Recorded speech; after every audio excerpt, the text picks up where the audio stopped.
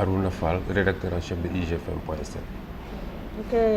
Les listes ont été publiées officiellement vendredi dernier. Quelle lecture faites-vous de ces listes?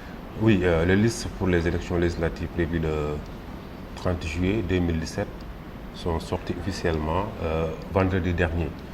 Donc globalement, nos attentes n'ont pas été grandement déçues. D'abord, on s'attendait à ce qu'il y ait une pléthore de listes. On avait annoncé la semaine dernière qu'il y aurait 49 listes.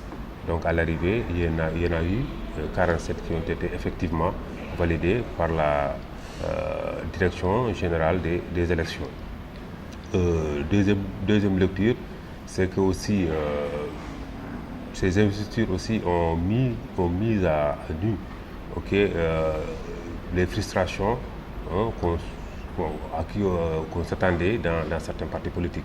Donc depuis vendredi dernier, aussi bien dans le camp du président de la République, dans le camp de la coalition Benno Bokk Yakaar, que dans l'opposition, aussi bien chez la coalition de l'ancien président Maître Abdoulaye Wade ou aussi de Manko Taxawu Sénégal, les gens ont commencé à sortir de leur gong, à contester les positions dans lesquelles ils se sont retrouvés. Donc, c'est pas vraiment une grande surprise pour qui connaît le jeu politique dans ces élections.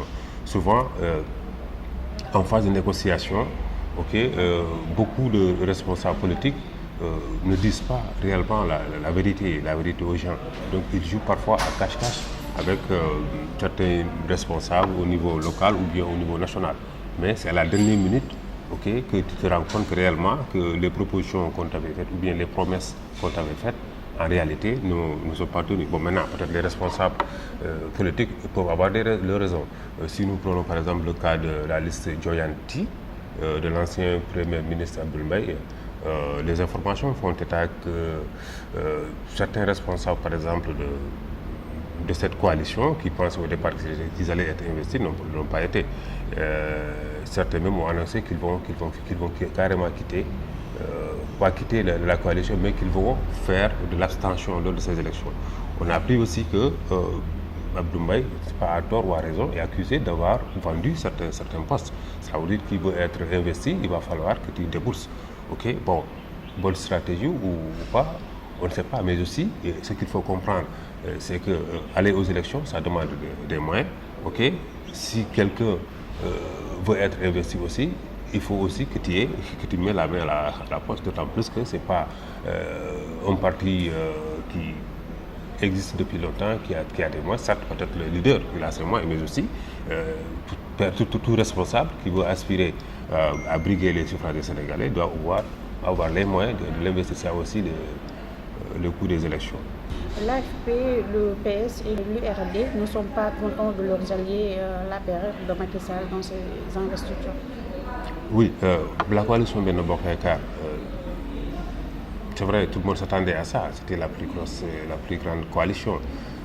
C'est vrai que depuis 2012 jusqu'à 2017, ça fait 5 ans, mais la coalition Benno Bokk Yakaar a traversé beaucoup de situations, beaucoup de crises. On avait annoncé l'implosion de la coalition Benno Bokk Yakaar depuis longtemps, mais quand même les leaders au sommet, Ousmane Tanor Dieng, Moustapha Niasse, Macky Sall, ils ont quand même tenu à respecter ce pacte, ce gentleman agreement qu'ils ont signé dès le départ.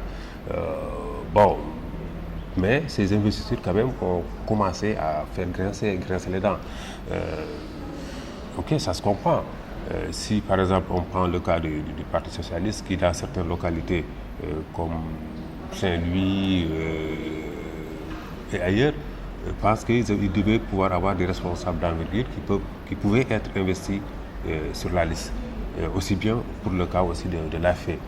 Mais aujourd'hui avec le recul, est-ce que ces responsables politiques qui devaient peut-être rester investis au nom du PS ou bien de l'AFP dans certaines localités, est-ce que, avec le départ de Khalifa Sall et de Malick Gakou, est-ce qu'ils n'ont pas emmené avec eux certains ténors de ces deux partis qui étaient dans les trucs? Si aujourd'hui, dans ces localités, le parti de l'APR ou bien le président de la République ne voit pas des responsables d'envergure dans ces partis politiques qui peuvent vraiment booster cette coalition. Est-ce que aussi il faut investir pour faire plaisir à leurs leaders? Non, je pense que quand on va à des élections, ok, c'est vrai, on est des partenaires, il y a un gentleman agreement, mais aussi il faut qu'on soit réaliste. Ok, des fois il y a la loi de la réelle politique qui s'impose. Donc on ne peut pas investir des gens si on sait que ces gens-là ne nous rapportent absolument rien. Même si c'est voilà. Donc je pense quelque part aussi, bon, frustration, ça se comprend, mais bon, ça ne doit pas être vraiment une occasion pour eux de vouloir mettre un terme à cette collaboration. Il faut qu'ils comprennent qu'ils constituent une équipe.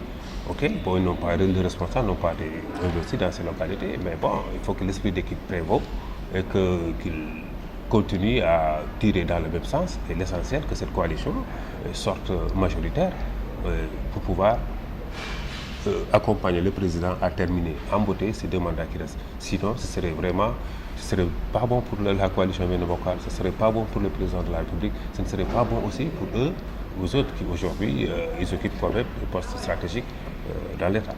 Que pensez-vous de la décision de Moustapha Cissé Lo d'introduire à l'Assemblée une proposition de loi pour permettre aux électeurs de ne prendre que 5 litres sur les 47 en compétition le jour du scrutin? Oui, c'est une proposition qui a été agitée compte tenu du fait qu'aujourd'hui, avec 47 listes, les gens pensent que le jour des élections, ça risque d'être très lent. Parce qu'il faut prendre chaque liste, statistiquement, ça peut te prendre 2 ou 3 minutes.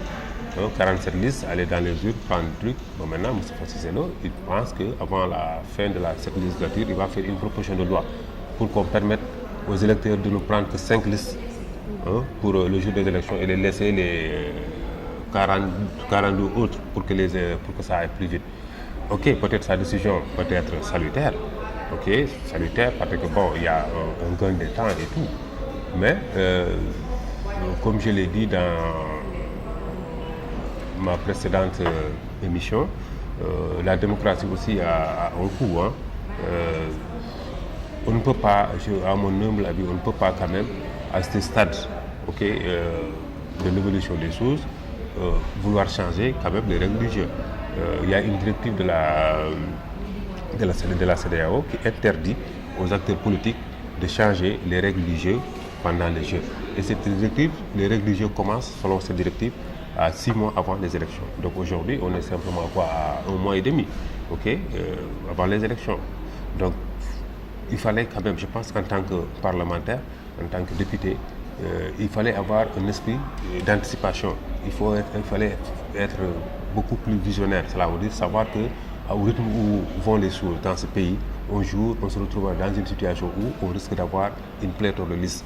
Et si ce cas se présente, qu'est-ce qu'il faut faire? Donc je pense que cela, 1 à 2 ans avant, ils auraient pu, en tant que député, lui ou quelqu'un d'autre, avoir une vision, dire que ça risque de se produire. Et si ça se produit, voilà ce qu'on doit faire.